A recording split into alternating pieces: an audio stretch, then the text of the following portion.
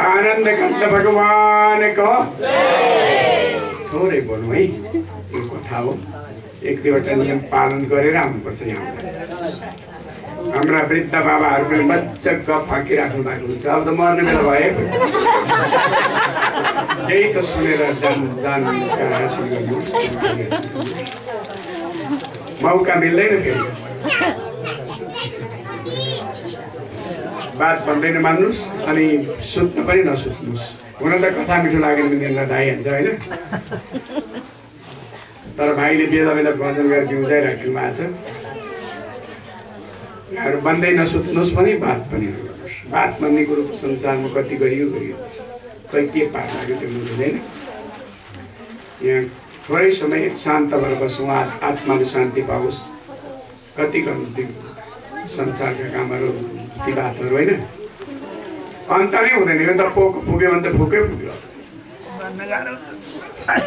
तर पनि अब भेटघाट भनेको यस्तै ठाउँमा हुन्छ नबोलौँ भन्दा पनि नभएको होइन बल्ल बल्ल भेट भएको र पनि यहाँको नियमलाई अवश्य पालन गर्नुपर्छ कथाको नियमलाई उठेर बोलौँला आनन्द कन्द भगवानको मैले त यसो हुँदा हुँदै कथाको प्रसङ्ग बिर्सेछु कसैले अलिकति भनिदिएदेखि हुन्थ्यो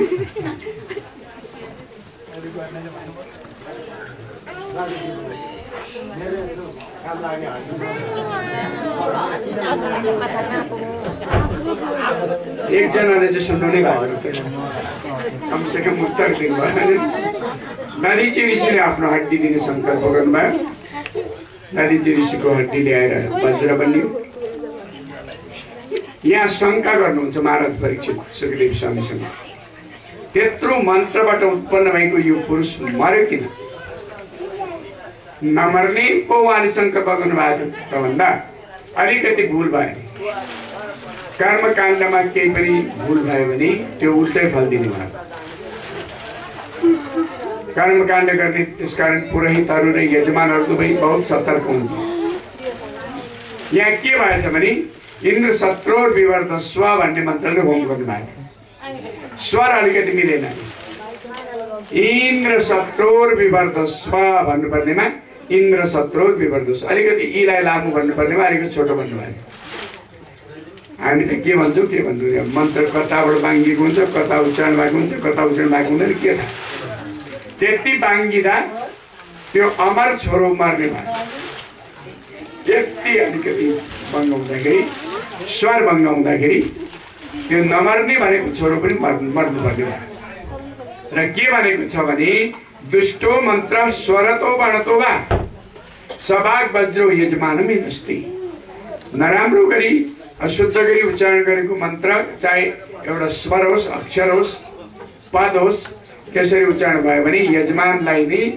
विघ्न दिने यजमानको नै हानि गर्नेवाला हुन्छ र ब्राह्मण देवताहरूले पनि कर्मकाण्ड गराउने देवताहरूले पनि साह्रै शुद्ध गरी मन्त्र पढ्नुपर्छ र यजमानले पनि साह्रै शुद्ध मनले साह्रै शुद्ध भावनाले ती कर्महरू गर्नुपर्छ र मात्र पूर्ण हुन्छ त्यही हो अनि मूल कारण चाहिँ अलिकति स्वर बिग्रेको हुनाले वृत्रासुरले मर्नु पर्यो र दधीची ऋषिको हड्डीको वज्र बनाएर युद्ध भयो अनि त्यति बेलामा इन्द्रको शक्ति हजारौं बढ्यो सारा दानवहरूलाई लखेट्ने भए त्यति बेला वृत्रासुरले के भनेको छ भने हे विप्रचित्ते नमिचे पुलोमन हे विप्रचित्ति येन मुचे पुलोमा जातस्य मृत्यु ध्रुवयेषु सर्वथा जन्मिकाको मृत्यु अवश्य हुन्छ तर दुई ठाउँमा मरेकाहरू कहिले मर्दैन दुईटा मृत्यु अमर हो कुन एउटा हरि कीर्तन गाउँदै गाउँदै मरेको योग गर्दै गर्दै मरेको एउटा चाहिँ युद्ध क्षेत्रमा मरेको युद्धबाट नभागिकन सिधै युद्ध गर्दा लडाइँ गर्न जाँदा जाँदै मर्यो भने त्यसको नै दुर्गति हुँदैन मुक्ति पाउँछ हरि कीर्तन गाउँदै गाउँदै योगी बन्दै बन्दै ईश्वरलाई सम्झिँदै सम्झिँदै मरेको आत्माले पनि मुक्ति नै पाउँछ। यी दुईटा मरण चाहिँ उत्तम मरण हुन्।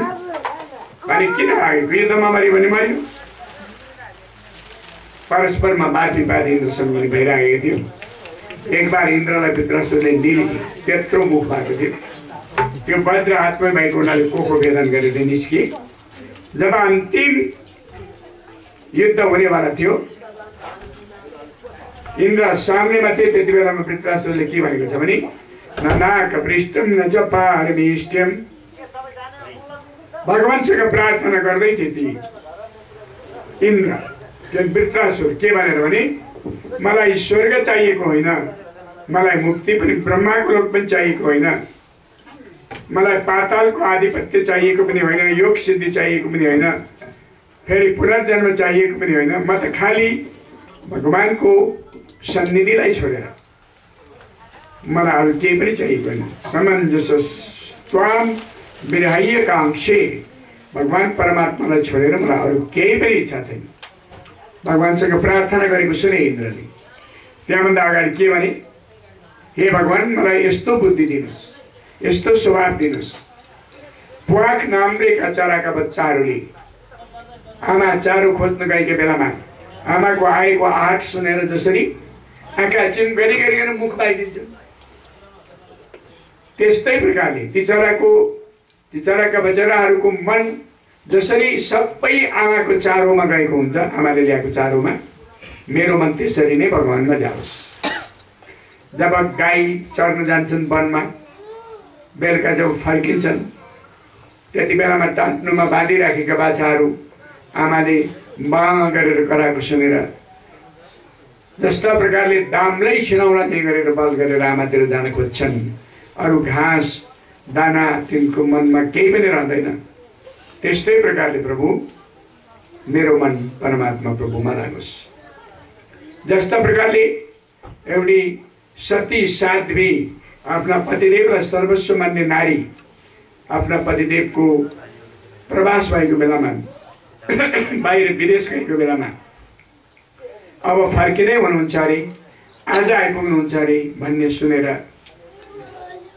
जो तन मनले बाटो हेरिराखेकी हुन्छन् ती नारीले, त्यस्तै मन मेरो परमात्मा प्रभुमा लागोस्। अरू केही पनि नहेरिकन त्यो बाटो हेरिराखेकी हुन्छन् जसरी ती माता, त्यस्तै मेरो मन परमात्मा प्रभुमा लागोस्। यसरी भनिराखेका थिए। इन्द्रले खिसी गरेर त्यत्रो जानकार, त्यत्रो परमात्मामा मन लागेको भनेर ललकारे। युद्ध भयो। त्यो शक्तिशाली वज्रले वृत्रासुरको मृत्यु भयो। फेरि इन्द्रलाई ब्रह्महत्या भयो। 1000 वर्षसम्म कमलको नालमा लुकेर बसे। ब्रह्महत्यादेखि डराएर त्यस बेलामा नहुस नाम गरेको राजाले स्वर्गको भोग गरेका थिए। स्वर्गको भोग पाए भन्दैमा इन्द्राणीसँग जो पतिव्रता हुनुहुन्छसँग विवाह गर्ने चेष्टा गरे। तिनले साप भएर अजिङ्गर भएर संसारमा खस्नु पर्यो।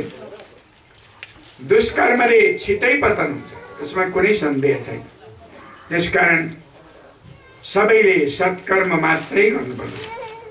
यहाँ महाराज परीक्षितले सोध्नुहुन्छ सुखदेव स्वामीसँग, दानवहरूको त यस्तो बुद्धि त हुँदैन भगवानमा लाग्ने, यसले त भगवान पुकारिराखेको थियो, किन? पूर्व वृत्तान्त बताउनु भयो। त अघिल्ला जन्ममा बहुत राम्रो ठुलो भक्त थियो र यस जन्ममा पनि त्यो बुद्धि आएको। कस्तो भक्त थियो? चित्रकेतु नाम गरेको राजा थियो अघिल्लो जन्ममै। त्यो चित्रकेतु राजाले सन्तान नभएको प्रसङ्गमा 1000 राजकुमारीहरूसँग विवाह गरेका थिए। 1000वटी राजकुमारीहरू उनका पत्नीहरू थिए। यहाँबाट सन्तान हुन्छ कि उहाँबाट सन्तान हुन्छ कि भन्दै तिनले राजकुमारीहरू बटुलेका, तर कहीँ सन्तान भइराखेको थिएन। अन्तमा एक दिन नारद र अंगिरा ऋषि राजा चित्रकेतुको घरमा आउनुभयो। राजाले दण्डवत गर्नुभयो, आशीर्वाद दिनुभयो। बन्धन गर्नेहरूलाई आशीर्वाद सब कोहीले दिनुपर्छ र ऋषिहरूले पनि दिनुहुन्थ्यो, दिनुभयो। आशीर्वादमा के दिनुभयो? तपाईँको राज्य सधैँ शान्त रहोस्, मन्त्री र अरू सबैले तपाईँको आज्ञा पालन गरून्, छोरा तपाईँका छोराहरू सद्गुणी, सत्कर्मी, सद्धर्मी र पराक्रमी हुन्। यस्ता आशीर्वाद दिँदै हुनुहुन्थ्यो। सन्तान थिएन, राजाको आँखाबाट आँसु आए। छोरै छैन, कहाँ छोराको आशीर्वाद कहाँ थाप्नु। राजालाई रोएको देखेर नारद अंगिराले सोध्नुभयो, के भयो महाराज? छोराको सत्कर्मी हुने, सद्धर्मी हुने, पुरुषार्थी हुने आशीर्वाद त दिनुभयो, तर छोरै छैन। मलाई बडा दुःख छ त्यसको। नारद अंगिराले हाम्रो आशीर्वाद हो, कोही बात छैन, छोरा छैनन्, सन्तुष्टि दिनुपर्छ। सबैको छोरा हुन्छन् मान्ने पनि संसारमा छैन भन्दा पनि मान्नु भएन। तपाईहरु त तपस्वी हुनुहुन्छ, बलादपि भन्नु भयो, बलपूर्वक पनि मलाई छोरो दिनुपर्छ। नारद अंगिराले भनिदिनु भयो, ठिकै छ, अर्थात् बलपूर्वक गरिएको कामले सुखै सुख दिन्छ भन्ने कुरो त हुँदैन। ठिकै छ, हामी आशीर्वाद दिन्छौँ, तपाईँको छोरो जन्मिन्छ, तर तपाईँलाई हर्ष शोक सायद यसले बराबर दिन्छ। खुसियाली पनि देला, दुःख पनि तपाईँको मनमा होला। आशीर्वाद दिएर जानुभयो। पछाडि बालक जन्मियो। कृतद्युति नाम गरेकी उनकी जेठी महारानी थिइन्। तिनले एउटा सुन्दर बालकको जन्म दिन्। यति राम्रो बालक हो। अब ती 1999 रानीहरू महाराजको सन्निधिबाट, महाराजको प्रेमबाट वञ्चित भए। किनभने उहाँलाई सन्तान चाहिएको र यत्र बिहा गरेको थियो, अब सन्तान भइहाल्यो। अब तिनलाई खोजी नीति पनि राजाले पनि गर्नु भएन। ती रानीहरू सबै रिसाए, परस्परमा कुरो गर्न थाले। राजाका नोकराइन भन्दा पनि, नौकरनी भन्दा पनि हामी त तल्लो तहका भयौँ। नोकर चाकरले कमसेकम राजाको छेउमा त जान पाउँछ, हामी त त्यही पनि छैन। आएको मिठा मिठा कुराहरू, धन सम्पत्तिहरू, उपहारहरू सबै त्यही कृतद्युतिका घरमा भित्रिन्छ। खोइ हामी त बाजा भन्न थाले। कुरा गर्दा गर्दै अब राजालाई आफ्ना बसमा पार्ने के उपाय? त्यस्तो मोहनी मन्त्र कसैलाई थाहा छ? कसैलाई थाहा छैन भने एउटैले भने मलाई एउटा मन्त्र थाहा छ, तिमीहरू सबै मान्छौ भने। के हो भनेको त त्यो जन्मेकोलाई सिल्डे नि हुनु भइहाल्छ, जम्मै बराबर। एउटीको चाहिँ त्यस्तो मन्त्रहरू छ, मोहनी मन्त्र त्यस्तो। सबैले माने अरे त्यो कुरो, ल त्यसै गर्नु, कोही बात छैन। एक दिन सबै आउँथ्यो, त्यही कहिले काहीँ खेलाउने पनि गर्थ्यो नानीलाई। 2-2.5 वर्षको भइसकेको थियो। त्यति बेलामा दुधमा विष मिलाएछन्, दासीको हातमा दिएर पठाए, ल यो दुध खुवाइदियो। खुवाएर दासीले सुताए। समय बित्यो, राजकुमार उठेको थिएनन् र हेर्न पठाउँदाखेरि राजकुमार मरिराखेको रहेछ। दासीले देखिन्, पछाडिएर रुन थालिन्। महारानी पुग्नुभयो। त्यही बेलामा आफ्नो छोरालाई त्यो अवस्था देखेर महारानी त्यतै पछाडिएर रुन थालिन्। राजा पुग्यो। त्यस्तै सारा राज्य शोकले ओतप्रोत भयो। दिन बिते, रात बिते, कोही थाहा पाउँदैन। रोएका छन्, विलाप गरेका छन्। काखमा त्यो बालकको लासलाई राखेका छन्। रानी त यति विलाप गरिन्, त्यसलाई उठ भन्छन्, तेरो दुध खाने बेला हो भन्छन्, साथी खेल्न आए भन्छन्, के हो के विलाप गर्न थाल्ने। अनि फेरि नारद अंगिराले थाहा पाए, अब यहाँ त अनर्थ भइसक्यो। यसो रोकै गरे भने त तिनको अरूको सबैको जीवनै निरर्थक हुने भइसक्यो। हामी जाउँ भनेर फेरि जानुभयो 2 जना। त्यो आपत्तिबाट त बचाउनुपर्छ। उहाँ गएर राजाको बालकको मृत्यु भएको ठाउँमा गएर आशीर्वाद फेरि त्यस्तै प्रकारले स्वस्ति भनेर आशीर्वाद दिए। अनि के भन्न थाले भने यो संसार यस्तै हो। संसार भनेको जीवन र मृत्युको एउटा क्षेत्र हो। यहाँ बाँच्ने बाँच्दै गर्छन्, मर्ने मर्दै गर्छन्, सहनेले सहनै गर्नुपर्छ, आउने आउँदै गर्छन्, जाने जाँदै गर्छन्। यो त एउटा चौतारी हो। र तपाईको पुत्रको जाने दिन आएछ। त्यो घडी, त्यो दिन, त्यो साहित्यको क्षण आएपछि 1 मिनट पनि कोही यहाँ 1 सेकेन्ड पनि रहन सक्दैन। तपाईँ शान्ति लिनुहोस्, यसो गर्नु हुँदैन भनेपछि राजालाई यिनीहरू त कोही ज्ञानी पुरुष हुन् भन्ने लाग्यो। कौ युवाम ज्ञान सम्पन्न हो, महिष्ठ हो जमयसाम। तपाईँ ज्ञानी पुरुषहरू कहाँबाट आउनु भएको, को हुनुहुन्छ भनेर सोद्धा त हामी नारद र अंगिरा हौँ भने फेरि यो पुत्र पनि त तपाईँले दिनुभएको, फेरि जीवित गराइदिनुहोस्। ऋषिको त्यो शक्ति हुन्छ नि हुन्छ, जीवित गराइदिनुहोस्। होइन त्यस्तो हुँदैन, यो प्रकृतिको नियम हो, जन्मिनु मर्नु भनेको प्रकृतिको नियम हो, यो बदलिन कसैले पनि सक्दैन, भगवानले पनि बदलिन सक्नुहुन्न प्रकृतिको नियमलाई, यो त नियम हो भन्दा पनि मानिनुहुन्न। होइन अघि थिएन र त भयो, अहिले त छ नि, खालि यसलाई उठाउनु मात्रै त हो। अनि नारद अंगिरासँग त्यस्तो एउटा सञ्जीवनी विद्या थियो, त्यो विद्याले आत्मालाई आह्वान गर्नुभयो। उहाँले आत्मा आएर प्रवेश गर्यो, प्रवेश गर्दा बित्तिकै काखमा भएको बालक झुरुक्कै उठ्यो, रानीको काखबाट अलिक पर गएर बस्यो, सबै खुसी भए। पुत्र भनेर राजा झाँक हालेर त्यहाँ आफ्नो काखमा तान्न भनेर जान थाले। त्यो बालक त के भन्न थाल्यो भने, तपाईँ को हुनुहुन्छ मलाई पुत्र छोरो भन्ने, कुन जन्मको म तपाईँको छोरो भन्न थाल्यो। राजा त्यसै हाचक्क परेर बसे। त्यो बालकले त के भन्यो, के भन्यो, म कसैको बाबु पनि होइन, म कसैको छोरो पनि होइन, या त म हजारौंको बाबु भएँ होला, या त हजारौंको छोरो पनि भएँ होला, तर महाराज म तपाईँको छोरो, मेरो तपाईँ बाबु, यस्तो त सम्बन्ध कहिले हुँदैन। म त आत्मा, न आत्मा कसैको बाबु हुन्छ, न आत्मा कसैको छोरो हुन्छ। आत्मा निष्कल हुन्छ, जन्मिँदैन पनि, त्यो मर्दैन पनि भनेर त्यही केटाले सम्झाउन थाल्यो। सम्झाउँदै थियो, फेरि भुइँमा फुर्लुके लडेर फेरि लास नै भयो। नारद र अंगिराले फेरि सम्झाइदिनु भयो, यो सुन्नुभयो त, कोही बाबु पनि हुँदैन, कोही छोरो पनि हुँदैन भने त्यो आत्मा हो। त्यो आत्माले आफ्नो कर्म भोग्नलाई शरीरमा कति दिनका लागि प्रवेश गरेको हुन्छ, त्यो आउँछ, अनि फेरि उसको कर्म भोग गरिसकेपछि जान्छ। उसको प्रारब्ध हो, प्रारब्ध भोग्नलाई आउँछ, उसको प्रारब्ध पूर्ण भएपछि जान्छ। सम्झाइदिनु भयो। अनि सम्झेपछि राजालाई ज्ञान भयो। त्यो बालक हत्या गर्नेहरूले ब्राह्मणलाई सोधिकन हामीले बालक मार्यौँ, त्यसको प्रायश्चित्त के छ भनिकन प्रायश्चित्त गर्न थाले। कोही मन्त्र जप्न थाले त, कोही पाठ पूजा गर्न थाले त, कोही के गर्न थाले, सबैले मिलेर मारेका थिए बालकलाई। राजा त्यसका पछाडि नारद अंगिराबाट त्यो ज्ञान विद्या पाएर भगवान शेषको उपासना आराधना गरे तिनले। त्यस उपासना आराधनाले उहाँलाई के मिल्यो त भन्दा राजपद मिल्यो कि प्रजापतिहरूको राजा भाइ विमान बसेर हिँड्ने पो भइदिन्छ छिट्टै नि। शेष भगवानका कृपाले अनि देश विदेशहरू सबै घुम्न थाले। विद्याधरहरूको आधिपत्य तिनले पाए।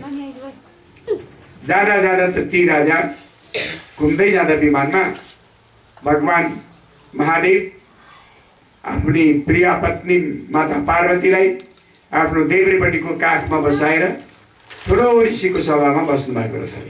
काखमा बसाएर ऋषिहरूलाई उपदेश गरिराख्नु भएको छ। पार्वतीजीलाई बाएँ देब्रेपट्टिको काखमा बसाइराख्नु भएको छ। यो चित्रकेतु पदले मातेको थियो। उसले कहाँ ठुलो कुन सानो के भन्नुपर्ने के गर्नुपर्ने यस्तै बिर्सिसक्यो। मात लागेपछि कर्तव्य सबै भुलिन्छ। उसलाई त्यो पदको मात लागेको थियो। र चित्रकेतु अहिले विद्याधरहरूको मालिक भएको त्यो राजा भएको उसले कस्तो कुरा गरिन्छन् भने प्राय प्राकृतिक पुरुषहरू साधारण मान्छेले पनि आफ्नी पत्नीलाई एकान्तमा मात्रै छेउमा राख्छ। समाजमा छेउमा थोरै राख्छ। सारा चराचर जगतको गुरु भनेको शंकर भगवान हेर आफ्नी पत्नीलाई काखमा राखेर बसेको कस्तो लाज पनि नभएको भने भगवान शिवले। शिवले मुस्कुराउनु भयो। भगवान शिव त शिव नै हुनुहुन्छ नि, बोलेन। अनि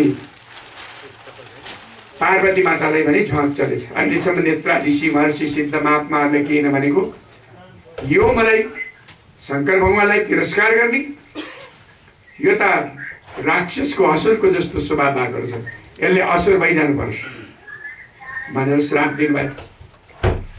माता पार्वतीले चित्रकेतुले त्यो सुन्दा बित्तिकै अब कुरा बित्यो भनेर ती विद्याधरको स्वामी चित्रकेतु विमान तल झारेर अनि उत्रिएर माता पार्वतीको चरणमा परेर, माता तपाईँको श्राप म शिरोपर धारण गर्छु, तर उद्धार पनि बताइदिनुहोस्, मेरो उद्धार कहिले हुन्छ त?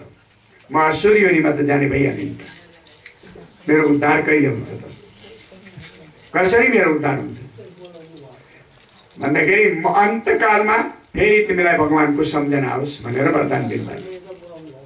अनि यही चित्रकेतु असुर योनिमा जानको लागि पार्वतीको श्राप पाएर अहिले वृत्रासुर भइरहेका थिए। अनि वृत्रासुरले अन्तकालमा भगवानको स्मरण गर्न पाएका थिए, अघिल्ला जन्मको संस्कारले हो, त्यसकारण उनले भगवानलाई सम्झेका हुन् र जुन संस्कार हो अघिल्ला जन्मको त्यो संस्कार जन्म जन्मान्तरसम्म त्यो संस्कार रहिरहन्छ। त्यसकारण हामीले पनि परमात्मा प्रभुसित प्रेम गर्ने संस्कार बनाऊ, हरि कीर्तन गाउँ, हरि कथा सुनौँ, जीवन शान्त बनाऊ। यो जन्म मात्र होइन, जन्म जन्मान्तर पनि हाम्रो शान्तिमय होस्। हरि बोलो छुट माया जानी, हरि बोलो छुट माया जानी। दुई दिनको जिन्दगानी करको लाको पानी, दुई दिनको जिन्दगानी करको लाको पानी। हरि बोलो छुट माया जानी, हरि बोलो छुट माया जानी। दुई दिनको जिन्दगानी करको लाको पानी, दुई दिनको जिन्दगानी करको लाको पानी।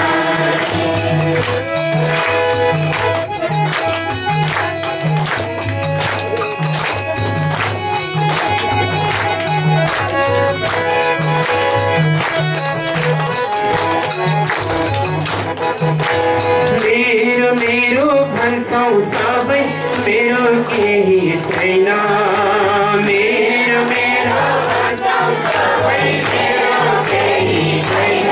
हो मेरो भन्छौ सबै मेरो केही छैन, मेरो भन्छौ सबै मेरो केही छैन। एक्लै आउनु एक्लै जानु लानु केही छैन, एक्लै आउनु एक्लै जानु लानु केही छैन। त्यसैले त हरि बोलो छुट माया जानी, हरि बोलो छुट माया जानी।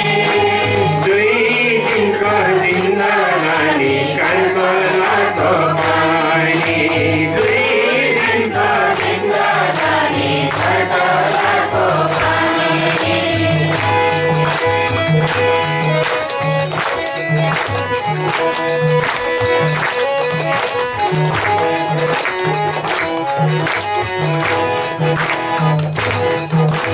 माता पिता स्रोत बन्धु दुई दिनको मेला, माता पिता स्रोत बन्धु दुई दिनको मेला। माता पिता स्रोत बन्धु दुई दिनको मेला, माता पिता स्रोत बन्धु दुई दिनको मेला। आखिरीमा पर्नु पर्छ यमराजको फेला, आखिरीमा पर्नु पर्छ यमराजको फेला। हरि बोलो छुट माया जानी, हरि बोलो छुट माया जानी। दुई दिनको जिन्दगानी करको लाको पानी, दुई दिनको जिन्दगानी करको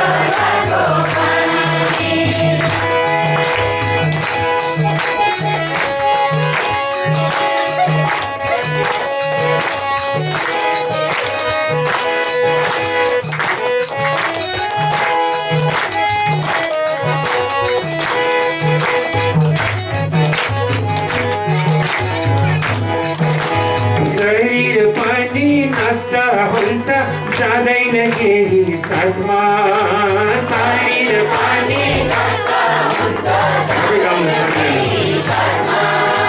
शरीर पनि नष्ट हुन्छ जाँदैन केही साथमा शरीर पनि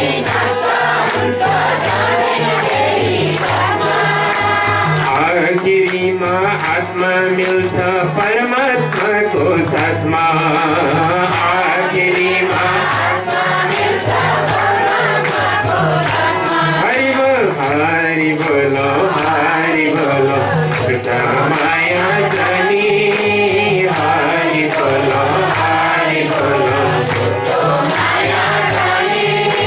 दुई दिनको जिन्दगानी कर्को लातो पानी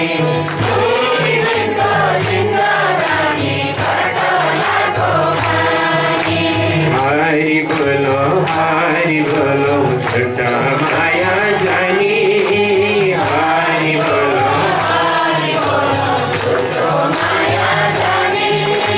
दुई दिनको जिन्दगानी कर्को लातो पानी दुई दिनको जिन्दगानी दुई दिनको जिन्दगानी कर्को लातो पानी दुई दिनको जिन्दगानी कर्को लातो पानी प्रेमलो सच्चिदानन्द भगवान को पतित पावनी भगवान नाम को पतित पावनी भागवती कथा को ये कथाहरू सुन्नुभयो पुंसमन व्रतको प्रसङ्ग बताएर महाराज परीक्षितलाई सुखदेव स्वामीले सन्तुष्ट गराइदिनु भयो। अब राजाले यहाँ अज्ञानीको कथाको लागि प्रश्न गर्नुभएको छ। समप्रिय श्री ब्रह्मण भूतानाम भगवान स्वयं जय श्री राधे हल्ला भयो राधे राधे भगवान स्वयं परमात्मा प्रभुको यो सृष्टि हो। यस सृष्टिलाई वैष्णवी सृष्टि भन्छ। वैष्णवी सृष्टि किनभने भगवान परमात्मा प्रभुबाट यो सृष्टि भएको हो। भजनमा बडा राम्रो भनेका छन् वैष्णवी भगवानको सृष्टि हो भनेर भजन देव त्यसरी बताएको छ। मेरो नभाना प्रभुको यो सृष्टिलाई मेरो नभाना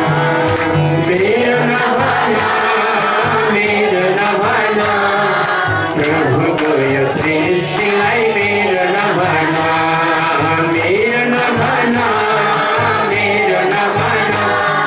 प्रभुको यो सृष्टिलाई मेरो नभाना प्रभुको यो सृष्टिलाई मेरो नभाना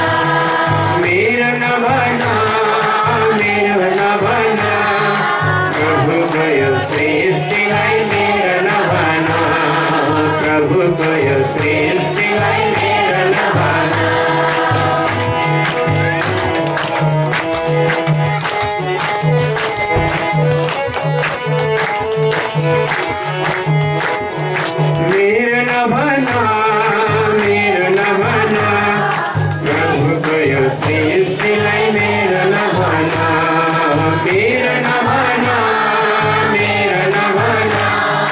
प्रभुको यो सृष्टिलाई मेरो नभाना मेरो नभाना प्रभुको यो सृष्टिलाई मेरो नभाना हरिको यो सृष्टिलाई मेरो नभाना हरिको यो सृष्टिलाई मेरो नभाना छरिकने आफन्तलाई मेरो नभाना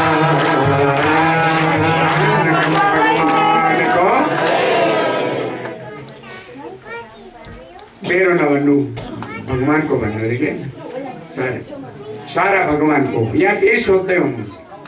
सृष्टि त भगवानको तर दानवलाई परको मान्ने देवताहरूले आफ्नो मान्ने भगवानको किन यस्तो स्वभाव किन त्यसो गर्नुभएको भगवान मलाई शङ्का छ। ती दानव पनि त प्रभुकै सृष्टि हो। सुखदेव स्वामी उत्तर दिनुहुन्छ साधु पृष्ठ महाराजा, बडा राम्रो कुरा सुन्नुभयो तपाईँ। तर यो त्यसो होइन।